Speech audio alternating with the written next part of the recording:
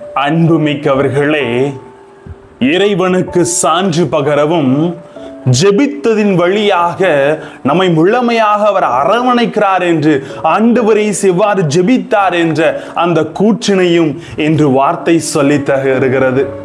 வாங்க, அவருக்கு எவ்வாறு நாம் சான்று பகர வேண்டும் என்ற உண்மையை நாம் கற்றுக்கொள்வோம்.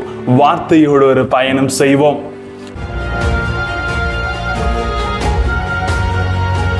Praise the Lord. இயேசுவுக்கே புகழ், இயேசுவுக்கே நன்றி. எனக்கு அருமை மிக்கவர்களே, இறை வல்லமையும் இறை ஞானமும் உங்களோடும் உங்கள் குடும்பத்தோடும் தங்க உங்களை நான் வாழ்த்துகிறேன். அன்புமிக்கவர்களே, தந்தையே, என் சீடர்களுக்காக மட்டும் நான் வேண்டவில்லை என்று இயேசு சொல்லுகிறார். இயேசுவின் இந்த ஜபத்தை சற்று ஆழமாக நாம் சீர்தூக்கி பார்க்கின்ற பொழுது நாம் எப்படி ஜபிக்க வேண்டும், எப்படி சான்று பகர வேண்டும் என்று நமக்கு முழுமையாக அவர் கற்பித்து தருகிறார். அன்புமிக்கவர்களே, இயேசுவின் ஜெபம் ஒரு குறுகிய வட்டத்திற்குள் சுருங்கிவிடவில்லை.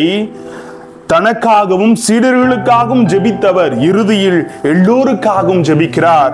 நமது ஜெபம் யாருக்காக இருக்கிறது என்று சிந்தனை செய்யுங்கள். நமக்காக, நமது குடும்பக்காக, நமது சுயநலத்திற்காக, நான் என்ற அந்த அகந்தக்காக தான் இன்று ஜெபித்துக் கொண்டிருக்கிறோம்.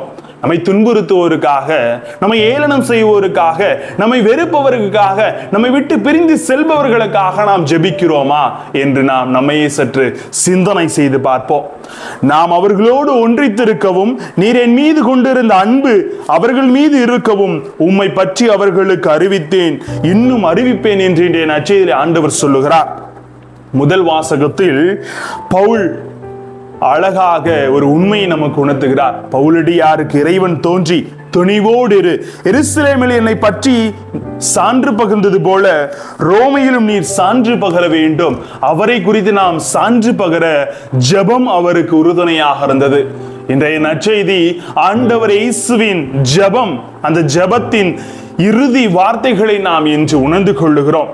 இயேசுவை போலும் பவுலடியாரை போலும் இறைவனுக்கு முற்றிலுமாக சான்று பகிர்ந்தது போல நமது வாழ்க்கை ஜெபத்தின் வழியாக, வாழ்வின் வழியாக நாம் சான்றுபவர்களாக இருக்க வேண்டும் என்று அவர் கற்றுத் தருகிறார். திருத்தூதர் பணி 8:25 சொல்லுகிறது, அவர்கள் ஆண்டவரின் வார்த்தையை எடுத்து கூறி சான்று பகிர்ந்தவாறே எருசலேம் திரும்பினார்கள் என்று சொல்லப்படுகிறது. இன்று ஜெபத்தின் ஆழத்தில் இருந்து நாம் இறைவனுக்கு சான்று பகர்கிறோமா? இந்த குடும்ப வாழ்க்கையிலும் சரி, நமது அன்றாட சூழ்நிலையிலும் சரி, இறைவனுக்கு ஒரு சாட்சிய வாழ்வு, சான்று பகர்கிற வாழ்வு நம்மில் நிறைந்திருக்கிறதா என்று பாருங்கள். என்றால் நமது வாழ்க்கையை ஒரு குறுகிய வட்டத்துக்குள் வைத்துக் கொண்டு அதற்குள் நின்று கொண்டு நாம் நம்மையே பெரியவர்களாக நினைத்துக் கொண்டிருக்கிறோம். இதிலிருந்து வெளிவந்து எல்லோருக்காகவும் ஜெபித்து ஒற்றுமையின் மேன்மையை அறிந்து கொண்டு ஒருவர் மற்றவர் உணர்ந்து வாழ வேண்டும், ஒருவர் இன்னொருவரோடு அறிந்து பல செயல்களை ஏறெடுக்க வேண்டும். ஜெபம் உறுதுணையாக இருக்கிறது. என்னை குறித்து நீங்கள் சான்று பகருங்கள் என்று ஆண்டவர் இன்று கற்றுத் தருகிறார்.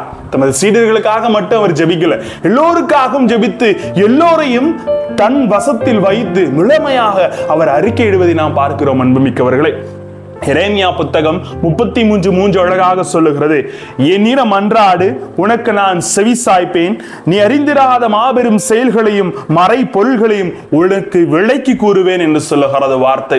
அவர்கிட்ட முழுமையாக மன்றாடி அவருக்காக நாம் சான்று பகருகிற பொழுது நமது ஜெபங்கள் கேட்கப்படுகிறது, நாம் ஆசிரியை பெறுகிறோம். அன்புமிக்கவர்களே, ஜெபிப்போமா? அன்பு இறைவா, என்னிடம் கேள், மன்றாடி, நீ அறிந்திராத மாபெரும் செயல்களை உனக்கு விளக்கி கூறுவேன் என்று கூறியவரே, என்று இயேசு தனது சீடர்களுக்காக மட்டும் ஜெபிக்காமல் அனைவருக்காகவும் ஜெபித்து, இதோ இவர்கள் எனக்காக சான்று பெற போகிறார்கள், இவர்களோடு உடனிரும் என்று இறைவனிடம் வேண்டுவது போல இன்று உம்மை குறித்து நாங்கள் சான்று பகரவும், எங்கள் வாழ்க்கையின் வழியாக, எங்கள் செயல்களின் வழியாக மற்றவர்களோடு நாங்கள் நடந்து கொண்டு இருக்கின்ற ஒரு நல்ல தன்மைகளில் வழியாக நாங்கள் உம்மையே அறிக்கையிடவும், உமது வார்த்தையை ஏற்று செயல்படவும் எங்களோடு தங்கும் ஆண்டவரே. Praise the Lord.